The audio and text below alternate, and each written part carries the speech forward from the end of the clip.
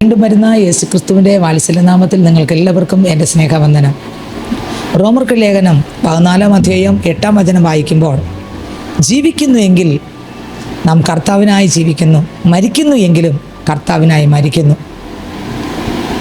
ദൈവത്തിൻ്റെ ഭക്തനാകുന്ന ദൈവകൃപയിൽ നിറഞ്ഞ പൗലോസ് അപ്പോസ്തലൻ റോമർക്ക് ലേഖനം എഴുതുമ്പോൾ അതിനകത്ത് എഴുതിയിരിക്കുകയാണ്, ജീവിക്കുന്നുവെങ്കിൽ നാം കർത്താവിനായി ജീവിക്കുന്നു, മരിക്കുന്നുവെങ്കിലും കർത്താവിനായി മരിക്കുന്നു. എത്ര ആഴമേറിയ തിരുവചനം! ഈ ഭൂമിയിൽ ഒരു ദൈവത്തിൻ്റെ പൈതലിന് മാത്രമേ ഈ വരി പറയാൻ പറ്റത്തുള്ളൂ. കർത്താവിനായി ജീവിക്കുന്നു, മരിച്ചാൽ കർത്താവിനായി, എന്തു ചെയ്താലും കർത്താവിനായി. സ്തോത്രം! ഈ ഭൂമിയിൽ കർത്താവിനായിട്ട് ജീവിക്കുമ്പോൾ, കർത്താവിൻ്റെ വചനത്തിൽ നിലനിന്ന് ജീവിക്കുമ്പോൾ, പ്രതികൂലങ്ങളും പ്രശ്നങ്ങളും ഒക്കെ ഒന്ന് മാറി ആഞ്ഞടിച്ച് വരാം.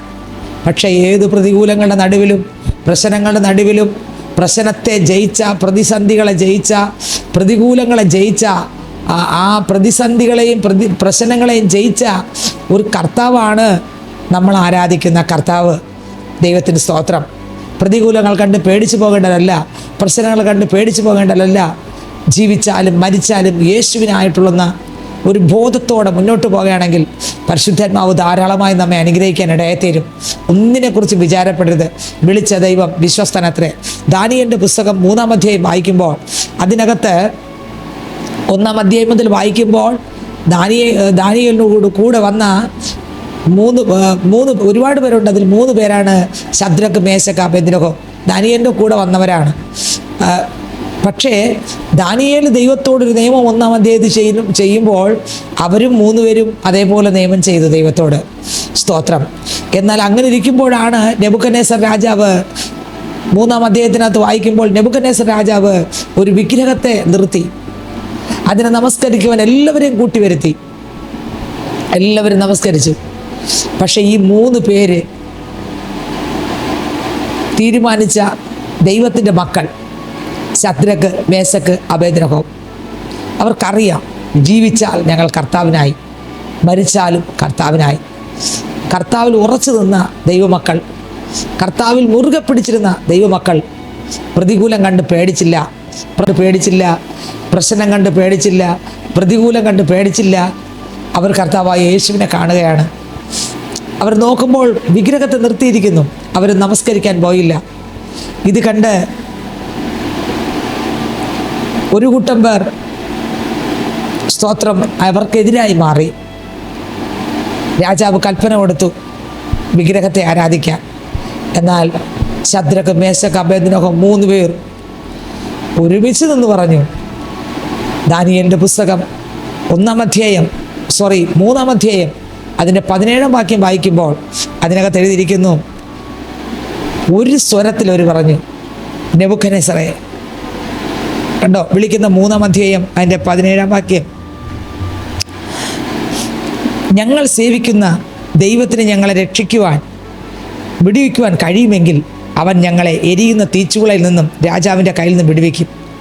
അല്ലെങ്കിലും ഞങ്ങൾ രാജാവിൻ്റെ ദേവന്മാരെ സേവിക്കുകയില്ല, രാജാവ് നിർത്തിയ സ്വർണ്ണബിംബത്തെ നമസ്കരിക്കുകയുമില്ല എന്നറിഞ്ഞാലും എന്നുത്തരം പറഞ്ഞു. സ്തോത്രം! അപ്പോൾ ശദ്രക്കും, മേശക്കും, അബേദ്നെഗോ ഒരേ സ്വരത്തിൽ 16-ാം വാക്യം, ശദ്രക്കും, മേശക്കും, അബേദ്നെഗോ രാജാവിനോട്, നെബൂഖദ്നേസറേ, ഈ കാര്യത്തിൽ ഉത്തരം പറയാൻ ആവശ്യമില്ല. ഞങ്ങൾ സേവിക്കുന്ന ദൈവത്തിന് ഞങ്ങളെ വിടുവിപ്പാൻ കഴിയുമെങ്കിൽ അവൻ ഞങ്ങളെ എരിയുന്ന തീച്ചുകളിൽ നിന്ന് രാജാവിൻ്റെ കയ്യിൽ നിന്ന് വിടുവിക്കും. അല്ലെങ്കിലും ഞങ്ങൾ രാജാവിൻ്റെ ദേവന്മാരെ സേവിക്കുകയില്ല, രാജാവ് നിർത്തിയ സ്വർണ്ണബിംബത്തെ നമസ്കരിക്കുകയുമില്ല എന്നറിഞ്ഞാലും എന്നുത്തരം പറഞ്ഞു.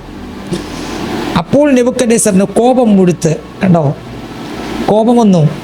സത്യദൈവത്തെ ഭജിച്ച് ആരാധിക്കുന്ന ശദ്രക്കും, മേശക്കും, അബേദ്നെഗോവും പ്രതികൂലം കണ്ടിട്ട് എൻ്റെ ദൈവത്തെ വിട്ടുപോയില്ല, പ്രശ്നം കണ്ടിട്ട് ദൈവത്തെ വിട്ടുപോയില്ല. ക്രിസ്തുവിനായി വിളിക്കപ്പെട്ട പൈതലെ ഒരുപക്ഷെ തീച്ചുകളുടെ നടുവിലൂടെ, പ്രതികൂലത്തിൻ്റെ നടുവിലൂടെ ഒരുപക്ഷെ നടന്നു പോകേണ്ടി വരും. പേടിക്കരുത്, ധൈര്യത്തോടെ മുന്നോട്ട് പോകാം. വിളിച്ച ദൈവം കൂടെയുണ്ട്, വിശ്വസ്തനായി കൂടെയുണ്ട്, വാക്ക് മാറാത്തവനായി കൂടെയുണ്ട്. അത്ഭുതം ചെയ്യുന്ന ദൈവമായി കൂടെയുണ്ട്. കണ്ണുനീര് തുടയ്ക്കുന്ന ദൈവമായി കൂടെയുണ്ട്. ആരെല്ലാം അകന്നു പോകുമ്പോഴും അകന്നു പോകാത്തവനായ ദൈവം കൂടെയുണ്ട്. ആ കർത്താവിൻ്റെ ശക്തി അവർ പ്രാപിച്ചിരുന്നു. കർത്താവിലുള്ള ഉറച്ച വിശ്വാസം അവരുടെ അകത്തുണ്ടായിരുന്നു. എൻ്റെ ശബ്ദം കേൾക്കുന്ന പൈതലെ, നീ യേശുവിനെ ആരാധിക്കുന്ന പൈതലാണോ? നിനക്ക് ഈ ഉറപ്പുണ്ടോ? നമുക്ക് ഈ ഉറപ്പുണ്ടോ? ഈ ഉറപ്പുണ്ടോ? പ്രശ്നങ്ങൾ വരുമ്പോൾ, പ്രതിസന്ധി വരുമ്പോൾ അവയെ കണ്ട് പേടിച്ച് പുറകോട്ട് പോകാതെ, പ്രശ്നങ്ങൾ വരുമ്പോഴും പ്രതിസന്ധി വരുമ്പോഴും എന്നെ വിളിച്ച ദൈവമുണ്ട്. പ്രതിസന്ധി വരുമ്പോൾ, കണ്ണുനീരിൻ്റെ അനുഭവങ്ങളിലൂടെ കടന്നു പോകുമ്പോൾ, ഇല്ല, എന്നെ വിളിച്ചിറക്കിയ ഒരു ദൈവമുണ്ട്. ദോഷമായിട്ടൊന്നും ചെയ്യുന്നവനല്ല, ഇവിടെ ഈ അപ്പൻ്റെ മഹത്വത്തിനായി മാറും എന്ന് നമുക്ക് ഉറപ്പുണ്ടോ? ധൈര്യമുണ്ടോ? എൻ്റെ ശബ്ദം കേൾക്കുന്ന പൈതലെ, നീ കർത്താവിനെ ഇതുവരെ കണ്ടുമുട്ടാത്ത ആളാണോ? എന്നാൽ ഇന്ന് രാത്രി നിന്നോടും കർത്താവ് സംസാരിക്കുന്നു. മകനെ, മകളെ, നീ ആരാധിക്കേണ്ടത് എങ്ങനെ? നീ പ്രാർത്ഥിക്കേണ്ടത് എങ്ങനെ? എൻ്റെ യേശുവിനെ മാത്രം പ്രാർത്ഥിക്കുക. യേശുവിനെ സത്യ നമസ്കാരികൾ അവൻ ആത്മാവിലും സത്യത്തിലും ആരാധിക്കും. സ്തോത്രം എന്ന് യോഹന്നാന്റെ സുവിശേഷത്തിനകത്ത് യേശുക്രിസ്തു പറയുന്നു. സത്യ നമസ്കാരികൾ അവനെ ആത്മാവിലും സത്യത്തിലും ആരാധിക്കണം. ഇവിടെ ഇതാ സ്വർണ്ണബിംബത്തെ നിർത്തി ആരാധിക്കാനായിട്ട് ശദ്രക്കിനെ, മേശക്കിനെ, അബേദ്നെഗോവിനെ കൊണ്ട് നിർത്തുകയാണ്. ശദ്രക്കും മേശക്കും അബേദ്നെഗോവും പറഞ്ഞു, ഞങ്ങളൊരിക്കലും ഞങ്ങളെ സേവിക്കുന്ന ദൈവം വിടുവിച്ചാലും ഇല്ലെങ്കിലും ഞങ്ങൾ നീ നിർത്തിയ വിഗ്രഹത്തെ ആരാധിക്കത്തില്ല. മരിക്കാൻ ഒരുക്കം, ജീവിച്ചാൽ ദൈവത്തിനായി, മരിച്ചാൽ ദൈവത്തിനായി, ജീവിച്ചാലും ദൈവത്തിനായി, മരിച്ചാലും ദൈവത്തിനായി.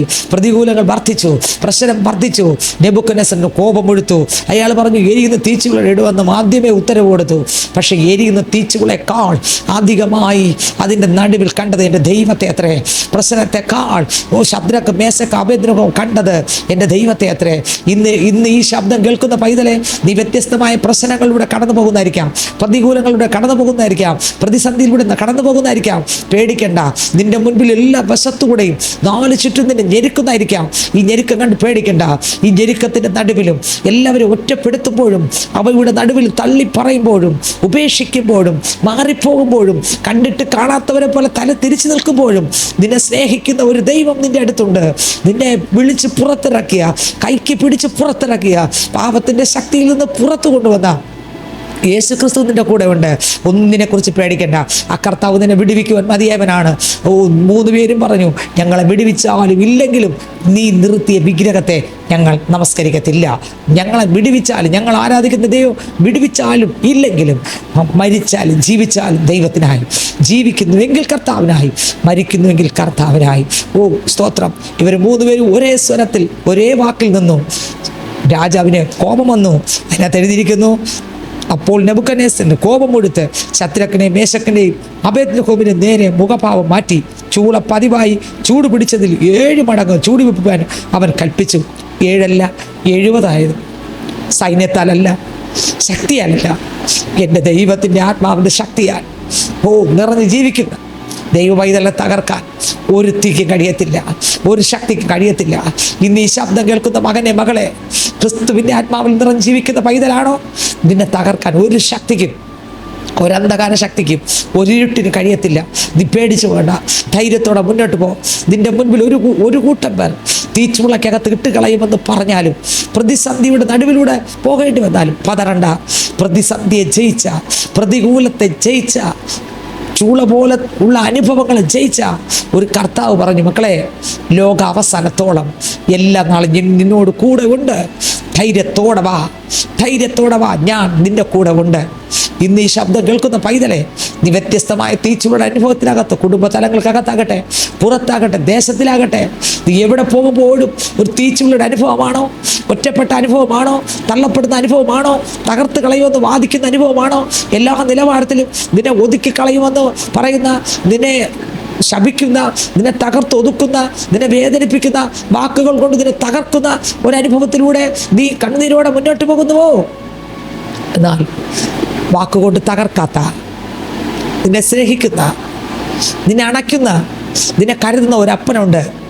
ഏത് തീച്ചുകളുടെ നടുവിലും ശത്രു നിന്നെ വലിച്ചെറിയെന്ന് പറയുമ്പോഴും നീ വീഴും മുൻപേ, നിനക്ക് മുൻപേ ഇറങ്ങി നിൽക്കുന്ന ഒരു അപ്പനുണ്ട്.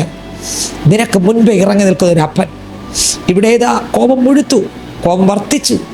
7 മടങ്ങ് ചൂട് കൂട്ടി. ഈ ചൂടിനകത്ത് 3 പേരെ കൊണ്ടെറിയുകയാണ്. എറിഞ്ഞവരെല്ലാം കത്തി എരിഞ്ഞമർന്നു. ആരെല്ലാം തൂക്കിക്കൊണ്ടുപോയോ അവരെ കൊണ്ടിടും മുമ്പ് തന്നെ അവരെ കത്തി എരിഞ്ഞു. പക്ഷേ അകത്ത് വീണപ്പോൾ അതിനകത്തൊരുവനുണ്ടായിരുന്നു. പ്രിയരെ, എൻ്റെ യേശു അപ്പച്ചൻ നമുക്ക് ശദ്രക്കിന് വേണ്ടി, അബേദ്നെഗോവിന് വേണ്ടി, മേശക്കിന് വേണ്ടി ഒരു ദൈവം അവിടെ ഇറങ്ങി നിന്നു. അവരെ വിളിച്ച് വേർതിച്ച ദൈവം. അവർ കർത്താവിനോട് ഉടമ്പടി ചെയ്തപ്പോൾ ആ ഉടമ്പടി കേട്ട ദൈവം കർത്താവിന് വേണ്ടി ഇറങ്ങി തിരിച്ചപ്പോൾ, കർത്താവ് പിടിച്ച് പുറത്തിറക്കിയപ്പോൾ കർത്താവ് അവരെ കണ്ടു. അന്നു മുതൽ അവരുടെ മേൽ കർത്താവിൻ്റെ കൈ ഉണ്ടായിരുന്നു. ഇന്ന് ഈ ശബ്ദം കേൾക്കുന്ന പൈതലേ, നീ വ്യത്യസ്തമാകുന്ന നിരാശയുടെ നടുവിലൂടെ ഒരുപക്ഷെ നടന്നു പോകുന്നതായിരിക്കാം. പക്ഷെ ഒരു കൈ നിൻ്റെ മേലുണ്ട്. അത് യേശുവിൻ്റെ കൈയത്രേ. അത് യേശുവിൻ്റെ കൈയത്രേ. ഈ തീച്ചുളയ്ക്ക് നിന്നെ തകർക്കാൻ കഴിയത്തില്ല. ഈ പ്രതിസന്ധിക്ക് നിന്നെ മുക്കിക്കൊല്ലാൻ കഴിയത്തില്ല. ഈ പ്രതികൂലത്തിന് നിന്നെ തകർത്ത് കളയാൻ കഴിയത്തില്ല. ധൈര്യത്തോടെ പറ, ഞാൻ ജീവിച്ചാൽ യേശുവിനായി, ഞാൻ മരിച്ചാലും യേശുവിനായി. ജീവിക്കുമ്പോഴും ഞാൻ കർത്താവിനായി ജീവിക്കും, മരിക്കുമ്പോഴും കർത്താവിനായി മരിക്കും. യേശു മാത്രം കർത്താവെന്ന് ധൈര്യത്തോടെ പറ. ധൈര്യത്തോടെ പറ. ഒരു കൂട്ടം പേർ ഇറങ്ങി വന്ന് നിൽക്കുമ്പോഴും അവരുടെ നടുവിലും പറ, ജീവിക്കുന്ന ഒരു ദൈവമുണ്ടെന്ന് പറയുവാൻ പരിശുദ്ധാത്മാവ് നമുക്ക് കൃപ തരട്ടെ. ജീവിക്കുന്ന ഒരു ദൈവമുണ്ടെന്ന് ധൈര്യത്തോടെ പറയാനുള്ള ശക്തി ദൈവം തരട്ടെ നമുക്ക്. ദൈവം തന്നാൽ മാത്രമേ പിടിച്ചു നിൽക്കാൻ പറ്റത്തുള്ളൂ. ഇവിടെ ഏതാ കർത്താവ് അവർക്ക് കൃപ കൊടുത്തു. അവരെ തളർന്നു പോയില്ല. 3 പേരെയും എരിയുന്ന തീച്ചൂളയ്ക്കകത്ത് വലിച്ചെറിഞ്ഞു. എന്നാൽ ഇവർ പോയി വീഴുന്നതിന് മുൻപേ സർവശക്തനാകുന്ന ദൈവം അതിനകത്തുണ്ട്. ഇന്ന് ഈ ശബ്ദം കേൾക്കുന്ന പൈതലെ, പല രീതിയിൽ പല മേഖലകളുടെ നടുവിൽ നീ തകർന്ന് തരിപ്പണമായി പ്രതിസന്ധിയുടെ നടുവിൽ വലിച്ചെറിയപ്പെട്ട ഒരു വ്യക്തിയാണോ? പേടിക്കേണ്ട, നിന്റെ കൂടെ കർത്താവുണ്ട്. എൻ്റെ ശബ്ദം കേൾക്കുന്ന പൈതലെ, നീ ഈ ശബ്ദം കേൾക്കുന്ന യേശുവിനെ കണ്ടുമുട്ടിയിട്ടില്ലാത്ത ആളാണോ? എന്നാൽ കർത്താവ് യേശുവിനെ കണ്ടുമുട്ടിയാൽ, കർത്താവിനെ തരുന്ന അവസരം പാഴാക്കാതെ കണ്ടുമുട്ടിയാൽ, നീ തീച്ചൂളക്കകത്ത് വീഴുന്നതിന് മുൻപ് സ്വർഗം ഇറങ്ങാൻ ഇടയത്തീരും. ഈ കഷ്ടത നീങ്ങിപ്പോകും, ഈ പ്രതികൂലം നീങ്ങിപ്പോകും, ഈ പ്രശ്നം നീങ്ങിപ്പോകും. കർത്താവ് യേശുവിൻ്റെ അടുക്ക പോകുമ്പോൾ അവിടെ കണ്ണുനീരില്ല, അവിടെ ദുഃഖമില്ല, അവിടെ നിരാശയില്ല, അവിടെ ആനന്ദമത്രേ. ഈ ലോകം കത്തിയെഴിയുവാൻ ഈ ഭൂമി ആയിരിക്കുമ്പോൾ ഒന്നിനെക്കുറിച്ച് വിചാരപ്പെടരുത്. എൻ്റെ ദൈവത്തെ മാത്രം നോക്കുക.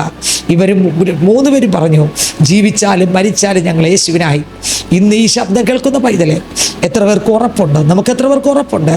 കർത്താവേ, ജീവിച്ചാൽ ഞാൻ അപ്പനായി, മരിച്ചാൽ ഞങ്ങൾ അപ്പനായി.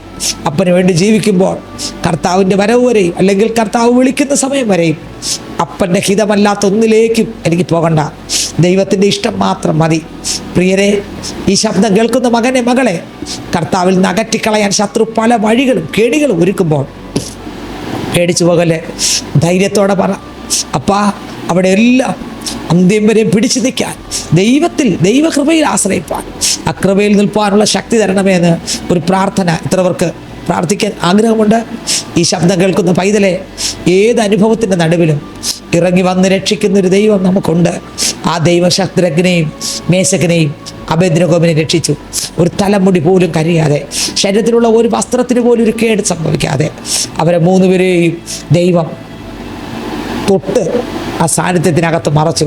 ആ തീക്കകത്ത് അവരുടെ ശരീരത്തിൽ തീ കത്തിയില്ല. പുറം കാണുമ്പോൾ കൊണ്ടിട്ടവർ കത്തിപ്പോയി. അതിനകത്ത് ആർക്ക് നിൽക്കാൻ കഴിയത്തില്ല. എന്നാൽ സർവശക്തനാകുന്ന ദൈവമുള്ളത് കൊണ്ട് ദൈവത്തിൻ്റെ കരത്തിനകത്ത് 3 പേരും ആ ക്രിസ്തുവിൽ നൃത്തം ചെയ്തുകൊണ്ട്, അതിനകത്ത് യേശുവിനോടൊപ്പം ആയതുകൊണ്ട് അവർ തകർന്നു പോയില്ല. നമ്മുടെ കൂടെ യേശു ഉണ്ടെങ്കിൽ തകരുവാൻ അനുവദിക്കുന്നവനല്ല ദൈവം. നശിക്കുവാൻ, നിലംപരിചാകുവാൻ വിടുന്നവനല്ല ദൈവം.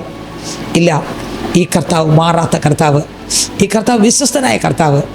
ശദ്രക്ക്, മേശക്ക്, അബേദ്നെഗോവിനെ 3 പേരെയും രാജാവ് നോക്കി. ഇതാ അവരുടെ കൂടെ ഒരുവനെയും കൂടെ കണ്ടു. അതെ, നെബൂഖദ്നേസർ കണ്ടു, ഒരുവനെ കൂടെ കണ്ടു.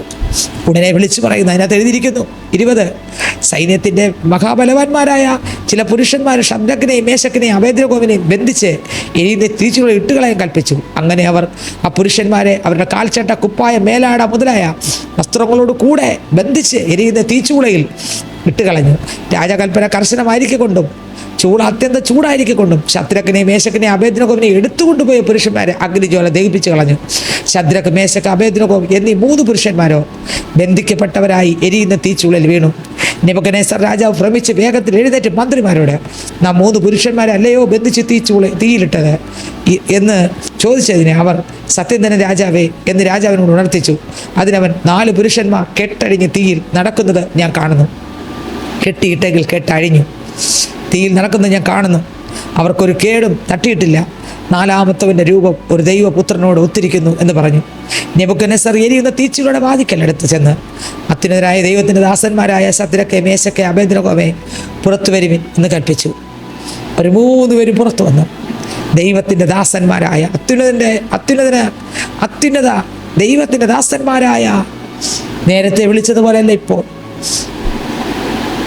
രാജാവിന് മനസ്സിലായി, വിഗ്രഹത്തെ ആരാധിച്ചില്ലെങ്കിലും തീക്കകത്ത് വലിച്ചെറിഞ്ഞപ്പോൾ അവിടെ ഇറങ്ങിയ ഒരു ദൈവമുണ്ട്. അതത്രേ സത്യ ദൈവം. നമ്മൾ ആരാധിക്കുന്ന കർത്താവ് സത്യദൈവം, യേശു മാത്രം കർത്താവ്. മറ്റൊരുവൻ രക്ഷയില്ല. നാം രക്ഷിക്കപ്പെടുവാൻ ആകാശത്തിൻ്റെ കീഴിൽ മനുഷ്യരുടെ ഇടയിൽ നൽകപ്പെട്ട ഒരേ ഒരു നാമം അത് യേശു അത്രേ. ഇന്ന് ഈ ശബ്ദം കേൾക്കുന്ന പൈതലെ, ഏതൊക്കെ പ്രതിസന്ധിയിലൂടെ പോകേണ്ടി വന്നാലും പേടിക്കേണ്ട. പ്രതിസന്ധിയുടെ മുൻപിൽ വലിയവനായ ദൈവമുണ്ട്. പ്രതിസന്ധി തീക്കകത്ത് കത്തി എരിയാൻ വിടുന്ന പ്രതിസന്ധി അല്ല ഇത്. ഇതിൻ്റെ നടുവിലും കരം പിടിച്ച് തൂക്കിയെടുക്കുവാൻ കഴിവുള്ള കർത്താവുണ്ട്. ധൈര്യത്തോടെ മുന്നോട്ട് പോകും. എൻ്റെ അപ്പൻ വിളിച്ചിറക്കിയ പൈതലെ, നീ പേടിക്കണ്ട.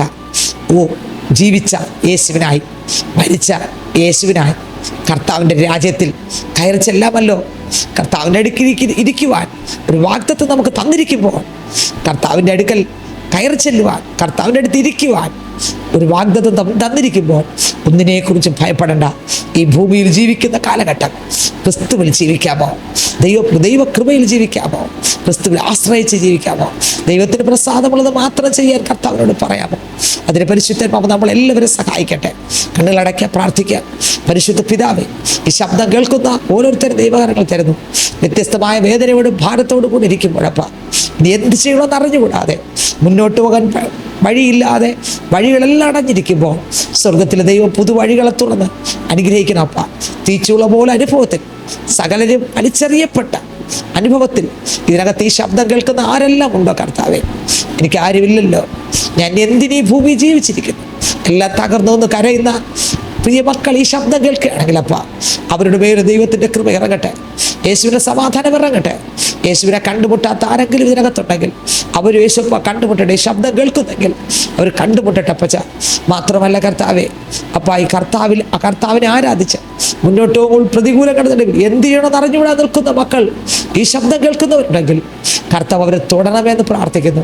ക്രിസ്തുവിൻ്റെ ധൈര്യം കൊടുക്കണം. ജീവിക്കുന്നുവെങ്കിൽ യേശുവിനായി, മരിക്കുന്നുവെങ്കിലും യേശുവിനായി. ശദ്രക്ക്, മേശക്ക്, അബേദ്നെഗോവും ക്രിസ്തുവിൽ ഉറച്ചു നിന്നു. അവർക്കൊരു ധൈര്യം ഉണ്ടായിരുന്നു. ആ ഉറച്ച വിശ്വാസത്തോടെ കർത്താവിനെ ആരാധിച്ചു. അത്ഭുതം കണ്ടു. ദൈവം പ്രസാദിക്കുന്ന ഒരു ആരാധന ഞങ്ങൾ ആരാധിക്കുവാൻ സ്വർഗ്ഗ സഹായിക്കണം. കർത്താവ് ശബ്ദം കേൾക്കുന്ന എല്ലാവരെയും ദൈവകരങ്ങൾ തരുന്നു. സ്വർഗീയ സന്തോഷവും സമാധാനവും പകരും. ജീവൻ്റെ പുസ്തകത്തിൽ പേരെഴുതി കാണട്ടെ. ഒരു മക്കൾ നഷ്ടപ്പെടാതെ കർത്താവിൽ കൃപയാൽ നിറയട്ടെ എന്ന് പ്രാർത്ഥിക്കുന്നു. രോഗികളെല്ലാം സൗഖ്യമാകട്ടെ. ശത്രു പദ്ധതികളെല്ലാം തകരണം. യേശു ക്രിസ്തുവിൻ്റെ നാമത്തിലൊരു വിടുതൽ സംഭവിക്കട്ടെ. യേശുവിൻ്റെ നാമത്തിൽ തന്നെ ആമേൻ. God bless you. ദൈവം എല്ലാവരും ധാരാളം അനുഗ്രഹിക്കട്ടെ. ആമേൻ.